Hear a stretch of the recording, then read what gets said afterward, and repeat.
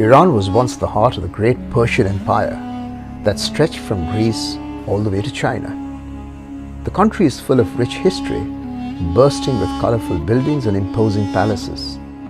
But while Iran is not a top tourist destination due to its political situation, the country still has much to offer. In Tehran, which sits at the foot of Mount Damavand, you will find the Golestan Palace, which was built during the 18th and 19th centuries as a royal complex of the Qajar dynasty. Sadly, many of its structures were destroyed.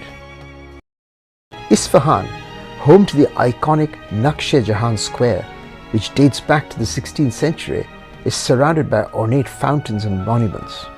Among these is the Shah Mosque with its 7-color mosaic tiles and calligraphic inscriptions, the Sheikh Lutfullah Mosque, which is known for its delicate tile work, and the Ali Kapu Palace, which was built by Shah Abbas, the first of the Safavid dynasty in the early 17th century. The city of Shiraz is known for its lovely mosques such as the Nasir al-Mulk Mosque and the Vakil Mosque. Near them is the historical Kavam House. Also in Shiraz is the 3-story Iram Palace and its Persian gardens, which were built in the mid-13th century, and the glittering Shah Cheragh. Just outside the city, you will find the remains of Persepolis, the ancient capital of the Achaemenid Empire, which dates back to 515 BC, and the older Pasargadae, which houses the tomb of Cyrus the Great.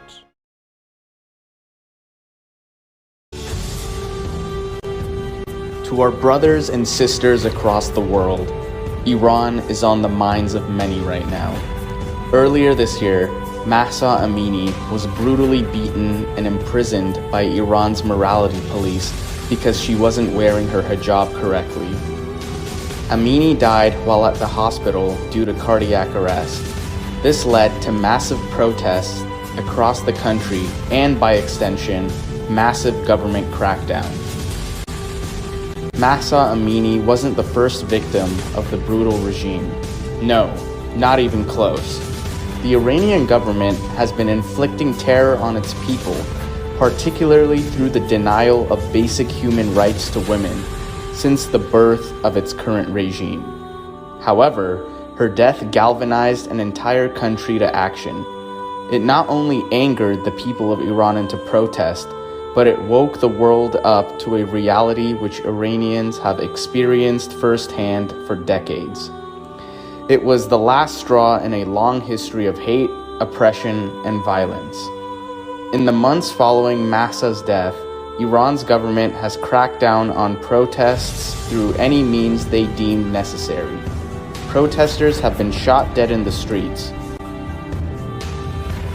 Women TikTok influencers have utilized their platform to criticize the Iranian government, many without a hijab, only to disappear.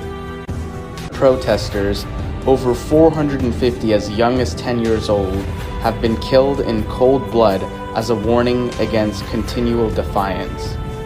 The Iranian people have suffered far too long. By raising awareness, our hope is that more and more people will know and be able to help. We appreciate your help in spreading our message.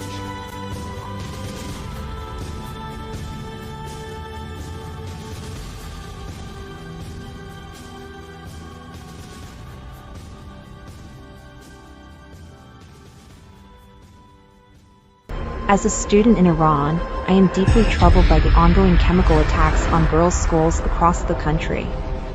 I never imagined that my school, a place of learning and safety, could become a target of such a cruel and inhumane attack. These attacks are not isolated incidents but are part of a broader pattern of oppression and violence against women and girls. We demand that the international community take urgent action to address these attacks and hold those responsible accountable for their crimes. We need your support and solidarity as we continue our struggle for a future where all students can learn and thrive in safety and dignity.